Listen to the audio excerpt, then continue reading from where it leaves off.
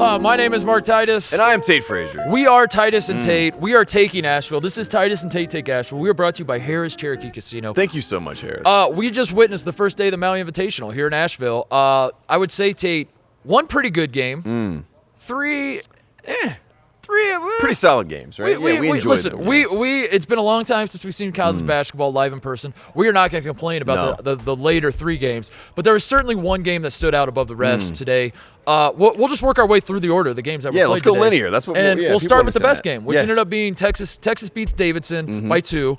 78-76 is the final score. Davidson has 2 shots at the end. Our new favorite player here in Maui, Sam Meninga. Sam Meninga. From Auckland, New Zealand, or as Bill Walton would say, Auckland, Australia. That's what he told the people today. saying? Yes. He kept saying that. Thank you. We love you, Bill Walton. Yeah, apologies to all the Kiwis because I'm sure, That's fine. That's, yeah. New Zealand, why not? That's a big no-no down under, I believe. But anyway, Sam Meninga gets 2 shots at the end. Both of them go begging.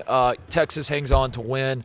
Ended up being a great game. I think when you look at like how the game progressed, Texas balanced scoring. We know that Texas brought a lot of guys back. They add Greg Brown, a 5-star freshman, from Austin. A lot of hype around him. He depends on your perspective. He didn't play poorly. He was not necessarily. He's active, right? That would be the term. Active. A lot of pressure on these 5-star freshmen to come in and be a Zion Williamson like we've seen in Maui. Be an Anthony Edwards, who last year Georgia wasn't great, but Anthony Edwards, he played pretty well. And he had the Chaminade game. He had a game-winning shot, and he kind of had his moment. So you kind of look for those out of your top-tier recruits. But with this Texas team, Greg Brown doesn't need to be that. Texas had balanced scoring. They had 6 guys in double figures. That ended up being the difference. I think Kellen Grady, we came into this hoping Kellen Grady could maybe channel a little Steph Curry, Davidson magic. Yes. Again, he didn't play poorly.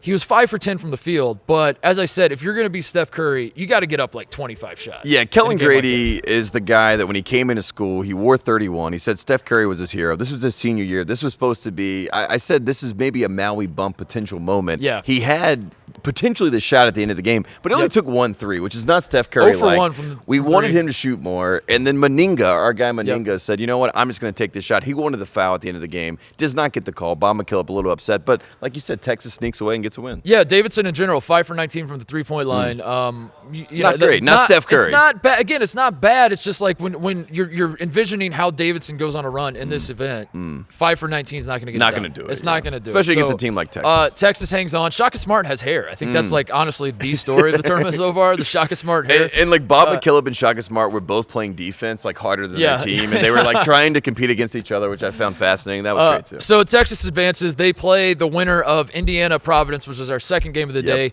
by Vegas standards in terms of the spread. And whether you pay attention to the spread or not, if you don't pay attention to the spread, okay, by my standards, coming into this event, the first round matchups, I thought this was going to be the game of the day. Yes, I thought this was the best game. I thought Providence and Indiana, neither team's ranked, but throw the AP poll out. We don't care about that. It's early. We're trying to calibrate Doesn't matter yet, the polls.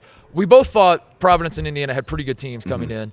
Indiana wipe the floor with Providence. Yeah. There's no other way to say it. This is the best an Indiana team, and obviously you have a connection to Indiana. We can get into that, but like this is the best I've seen them look. And even when Providence early on, Ed Cooley walks out, he's got fresh sneakers on, he's got the John Thompson towel over his shoulder, and you say to yourself, I mean, Providence has a problem. They have some good players. Like, they can make a run today. And then Indiana hits them in the mouth early. Indiana never looks back. And basically, the entire game, when Indiana had little runs from David Duke and Providence, they handled it with poise. Yeah. And I think that says a lot about this team. Yeah, Indiana, this is not a roster that, I think, nationally jumps off the page at people. Trace Jackson Davis obviously getting a lot of preseason hype. People are excited about him.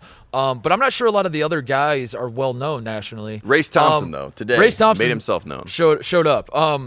But this is an Indiana team I think Indiana fans are going to love as the season progresses. I don't know if they're good enough to go to a Final Four. I don't know. The Big Ten's going to be a gauntlet for them.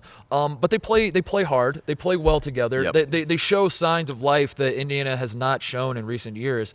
And it's going to be interesting against Texas because I think Indiana's big weakness, I mean, if Race Thompson shows up like he did today, that is a formidable 1-2 with Trace Jackson Davis and Race Thompson. The key to me is going to be the guards, the Indiana guards, not only in this Maui event, but the entire season for Indiana. They have the talent.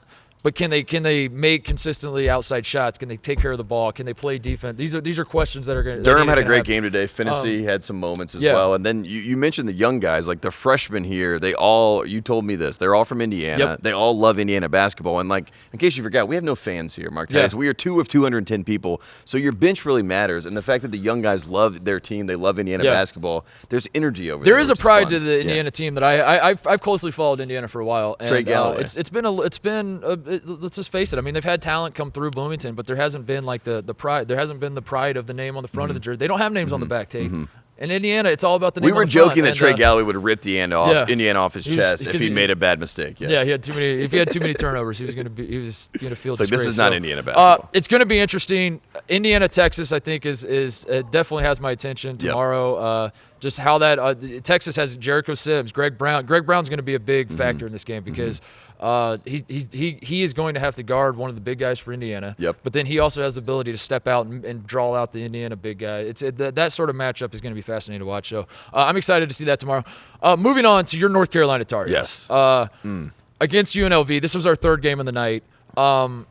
Carolina starts down 13-0, and Roy Williams. Wait a second. Wait, what? Yeah. It did not look good. This was supposed to be the biggest blowout of the night. It ended up being the biggest blowout of the night. But to start, it was 13-0 UNLV. Roy Williams calls timeout and must have given the greatest time. Did he actually call timeout or was it a media timeout? No, it was a media timeout. He doesn't call timeouts. Yeah, we got to the 16-minute mark. He never wants to call a timeout. Gave the greatest timeout speech of all time because Carolina just goes berserk after that. Yeah, they kind of lose their mind. And when we opened this game, the North Carolina starters, they were struggling against College of Charleston. I think they were outscored 31-17 in that game. So there were some question marks about the starting unit in general. And then UNLV, they have a history with this program. Last time they played, 2011, UNLV beats North Carolina in Vegas. I was at that game, Michael Wilbon moment. And so today I had bad juju going in this game, and they obviously hit him in the mouth early. I'm looking at you. I'm like, Titus, I think you're cursing me right now. I have to get out of here. I felt bad. I was like, I didn't really do anything. I was just kind of sitting here, but this is obviously something's happening. You're down 13-0.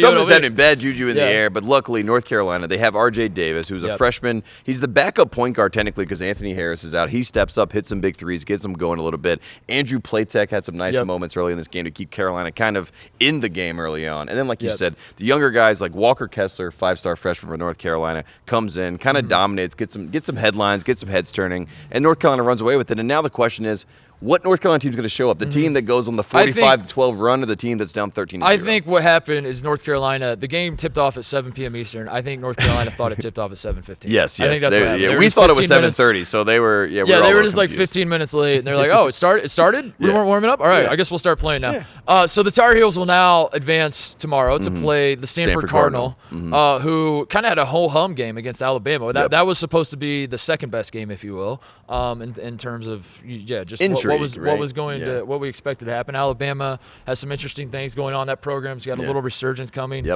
Stanford, obviously, Zaire Williams became the story for us, at least. A 5-star guy. In the way that some people might have looked at Greg Brown and said, I kind of wanted more from you because you're so highly touted as a recruit. I feel like Zaire Williams delivered on that. I thought early and often, he catch the ball in rhythm, hitting threes, making plays. He had, at the first media timeout, I think the guy had like 5 or 6 points, 3 rebounds, 3 assists. He was great. He was awesome. I like to point out trends when it comes to the Maui Invitational, and we have a chance, Mark Titus. We had Zion Williamson in Maui, the #1 pick. We had Anthony Edwards in Maui last year, the #1 pick. And I think we have a chance this year to have Zaire Williams on Stanford right now to be the #1 pick. I thought you were going to say Race Thompson. Well, I thought you were going to say Sam Meninga. I thought I was going to say Joey Brunk at one point. Sam Meninga is going to be the #1 pick. I thought that's where you were going with this. I was hoping so, but I think Zaire Williams, and I don't want to over-exaggerate, but there is a chance that we have a trend that the #1 pick plays in Maui every single year. I don't know about next year. Maybe there's someone on Notre Dame or Oregon that can make that happen. Chaminade. Yeah, who knows? Zaire Williams, though, he is right now, if you were an NBA scout and you wanted to check all the boxes, that kid checks every single box. He looks the part, and he can shoot the basketball. Like you said, he can shoot threes. So Stanford. Got to watch out for. Stanford will play North Carolina tomorrow, so that's our Final Four. So hopefully, Jared Hash used to be on the staff with Roy Williams. There you go. Well, That's intriguing. Certainly, Indiana, Texas, North Carolina, Stanford. Yeah. Listen, not a ton of close nail-biting action outside of that first game today. But I think that the exciting part about it, sorry, I just had to say it one more time. The exciting part about that is that day 2, you have 4 teams that all kind of won convincingly, or at least the 3 of the other teams. You have the 4 best teams here. Yes. That are left. There are no teams that like pulled a fast one and like there was foul trouble, a bad call down the stretch, whatever. Davidson was close to pulling the upset. Yeah, there's no team that snuck into the second round, which means we're gonna get the 4 best teams, and we're gonna figure this out, and we're gonna figure out who is going to get the Maui Bump. Yep. A lot of candidates right now. I think the Indiana Hoosiers are gonna end up getting it. Okay. I don't know if they're gonna win. I'm not saying Indiana's gonna win the thing. I'm saying Indiana is going to get the bump, but we'll see. I don't know. Yeah. I don't So know. right now you're gonna put it in. This is our final thing. We got the Maui Bump update. So Indiana's the team probably. I would right say now. Indiana's got the team right now because the way the player is Zaire Williams. Indiana, he is going to get the Maui Indiana Bump. was Just favored by take 2. That right now. Yeah, Indiana was favored by 2 today. They won by 21. Yep. So as a team, that's a big time bump right there. But the player, I'd say, is Zaire Williams. Or Sam Meninga. Or Sam Meninga. That's where we are. We're gonna be breaking it down all week. The entire tournament will be here breaking down what we see.